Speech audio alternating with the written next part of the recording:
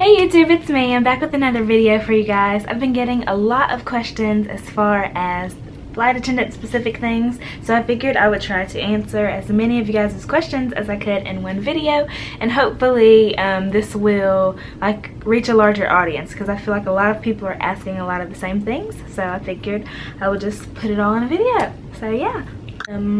How long did you have to train for is a question that I get a lot, and training was about 6.5, 7 weeks. I don't remember the specific dates, so as far as exactly how many dates, I don't know, but it's usually like 7 weeks. And the reason why it is that length of period, or that length for the particular airline I was working for, was because we have to know every single aircraft and every version of it. So like some other airlines, they only have one plane, like Southwest for example. I think they only fly this, it's either a 757 or a 737. So all they have to learn is that one version of that plane. So their training is different, but each airline has a different training program, so it just depends on which one you're interested in. And that just made me think, that's one thing that I do want to mention in this video, is I'm not, like, you guys know what company I work for specifically, but these videos are not, they're not like tailored to my company. One, because I'm not like a spokesperson for them. This is just like my vlog. This is my personal life outside of work, really. So it like has nothing to do with it. But I encourage anyone to be a flight attendant, like regardless of what airline you're doing it for, regardless of, you know, regional, international, people in other countries. Do it because the job is amazing. Don't just watch these vlogs and think I'm only specifically talking about this one company, but I only know one side of the story. I've only worked for one airline, so you know, I'm a little biased, but I don't know, just wanted to mention that. Do you love your job? This is a question that I don't know why I even get, because I know it comes across that I absolutely love my job. I cannot imagine doing anything else right now at my age, with the things that I want to accomplish in life, with the goals that I have. This is the perfect job for me, so I can't imagine doing anything else. I love it. It has been a struggle, some aspects of it, just because I'm on my probationary period, and it's a complete adjustment. Like, your life changes so drastically, and mine did in such a short period of time, and I had no idea what I was getting myself into. Like, I didn't know what all came with it, so it was just like a culture shock and just a huge adjustment for me. But I love it. I love it so much. So, and there are people out there that do this that don't like their jobs, but I mean, it just depends on what type of person you are. But as for me, couldn't have picked a better job.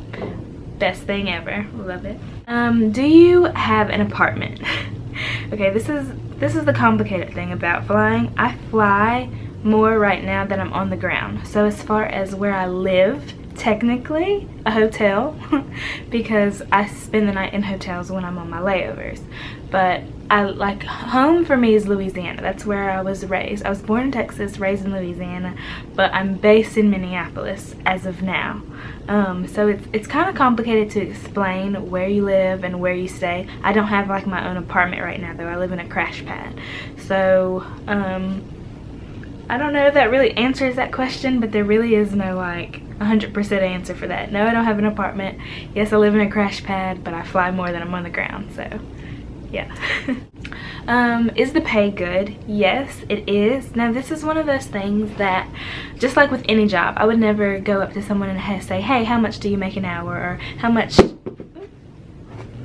whoops, how much do you know, make for doing this, blah blah blah. To me, that's a question that is kind of personal. I think that you actually can Google the pay scale of a flight attendant and see how much you're paid per year and how much it can go up to and what it's tapped out at. So I would recommend doing that, because I don't really want to like disclose how much I make an hour or anything, but it was a lot more, I will say that, than my previous job when I worked in Louisiana. So for me, this job was never about the money. It was always about the travel benefits, so that's not really like as relevant of a factor for me as it might be for other people. Like for those who have families, or those who have other obligations, it should be a bigger deal because I have student loans and credit cards, but it was really about the traveling for me. So as far as how much I make an hour, that's not something that I like will probably ever talk about on this channel, but yeah. Do you have to move to where you're based? No, you do not, but it makes it a lot easier. I know people that have done both. I know people that commute to their base, and I know people that have moved to where they are, and it just depends on you as a person. Like I said, this job is so flexible, and the hours are so crazy, and it's just like it's just constantly changing. So it's not one of those things that you can really say what works for a person or not. Like for me, commuting is a struggle just because I double commute, and I actually will be discussing this on a video by itself, because like one day I won't go into the details, but I was trying to commute over a holiday, and it was just a nightmare. So yeah, you don't have to live where you're based. I'll just put it like that. It's up to you. Have you ever thought about being a pilot? No, I haven't. I mean, I guess you kind of consider it in this job. Pilots do make a lot of money. Like, they make really good money. But I like interacting with people. Like, I like being on the plane, and even though the travel benefits for pilots, I'm not really sure how that works, because they have layovers and they stay over in cities as well. But no, I've never considered becoming a pilot, and I have no desire to. Yeah, that's just me personally. I know flight attendants that want to, but I don't think it's for me. Like, I would rather be a flight attendant. What was your first flight experience? I don't exactly know what you mean by my experience. As far as like working for the first time on a flight, I'm gonna assume that that's what you mean. And it was overwhelming. It wasn't overwhelming in a bad way though. It was just, I had no idea what to expect. Just like anyone's first day on the job, you're nervous, you want to make a good impression, you know, you're excited, but you don't want to seem too excited, so you just kind of go with the flow. And I just told my crew, you know, it's my first day, never done this before, please you guys tell me what I'm supposed to be doing, what you need me to do, where you want me, because I don't know what's going on. So they were really nice to me. They worked with me, and they were so patient and so kind, so it worked out great. Like, no one on the flight, as far as passengers, I don't know if they could tell I was new or not. No one said anything, but I mean, it was fine. I made it. So yeah. Okay, I get asked this so much, tips and tricks to get through training, and that is going to have to be a video that I just have like a sit down, good 15-minute talk with you guys about training, because it is intense. Not to sound scary, not to be overwhelming, it was intense, but this is for me. I know people that breezed through training that were fine, that it didn't even faze them, and you know, there are people like things just click for them, but for me, I had no idea. Like, I did not know what I was getting myself into, and it's a lot of safety related things, and a lot of memorization, and a lot of long nights, and I wasn't prepared for it, me. But that's going to be a separate video, because that is something that I feel like people need to know, and people need to prepare themselves for training. Like, you still haven't gotten the job yet. You have to get through training to get these airline jobs, so just brace yourself. And I don't want to scare anyone, but yeah, I'll talk about that separate. Whenever you're on layovers, do you have to pay for everything yourself? No, you do not. You do not pay for hotels or for your accommodations as far as to and from the airports. Now, food you're responsible for, and all airlines are different, so I don't know how it works for all of them, but we get like a per diem pay. So the entire time we're away from base, like on a trip, you're getting paid, but it's not like your flight time pay, which is two separate things. But yeah, as far as like your hotel, you don't pay for your hotel. They always put you up in a room, and to get from the airport to your hotel is on you. But like, sometimes I'll go out and explore on layovers, and like with my crew or friends or anything, and I Uber sometimes, or if things are within walking distance, that type of thing. So like, any kind of like fun activities you want to do, that's like on your own, just because you're in a city, you're on your layover, it's up to you to do whatever you want to do, as long as you get back to that crew bus on time. So yeah, you don't pay. How do you deal with angry or like aggressive passengers, or like annoying passengers? I don't get this too often, and honestly, I have the type of personality where a lot of things roll off of me, and I don't mean to be nonchalant or to be just like happy-go-lucky. That is just how I naturally am, and it's it's a good thing. So I don't get that many angry passengers. I had a flight from JFK to Miami, and that was probably the craziest flight I ever had as far as like high maintenance people, or people that just like constantly needed things all throughout the flight. But it didn't bother me, because in my head I'm like, I mean, this is what I signed up for. This is my job. This is the job. Like, you still have to do your job, and I love what I do, because at the end of the day, or not even at the end of the day, all throughout the day while I'm working, I look out the window and I'm flying over mountains or over the ocean or seeing a sunset. Like, I'm not in a cubicle, I'm not in an office or sitting behind a desk filling out paperwork, and that's what I want. That makes me happy. So regardless of how crazy things get on the flight or how crazy people get, which I haven't really flown long enough to experience all the psycho passengers, but it doesn't bother me. I love my job too much to let anything get to me, and just knowing that I get to travel anywhere in the world that I want for free it makes me feel like, look, bring them on. You guys can get as crazy as you want. It's fine. I love my job, so it's fine. Whenever you're interviewing, do they prefer females over males?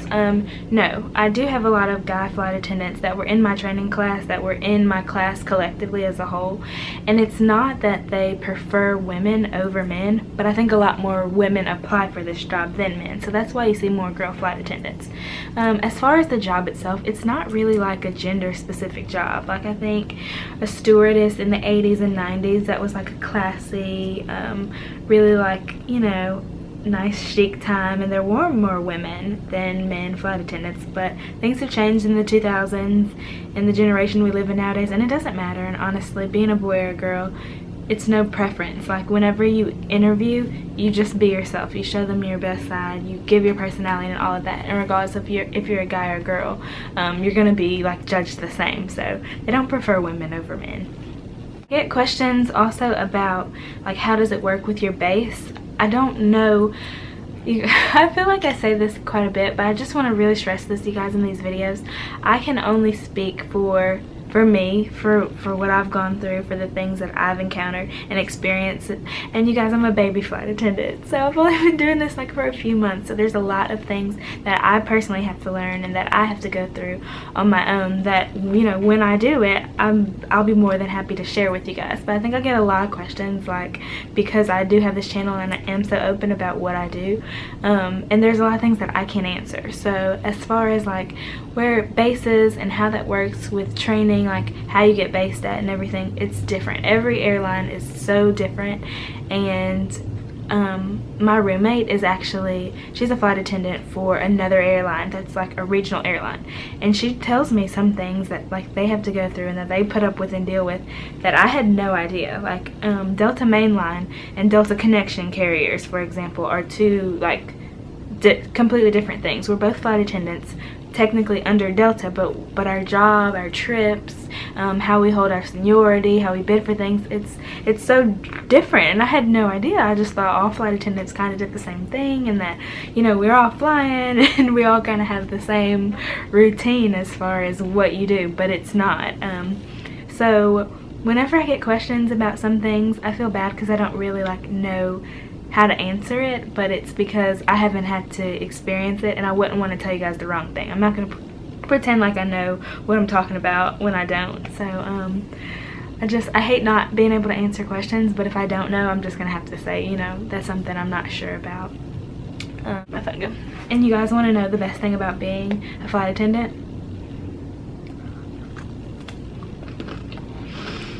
The Biscoff cookies. These things are addicting. I've been doing so good as far as like being healthy and going out and going to the gym on my layovers and doing yoga in the park, and then the cookies come along.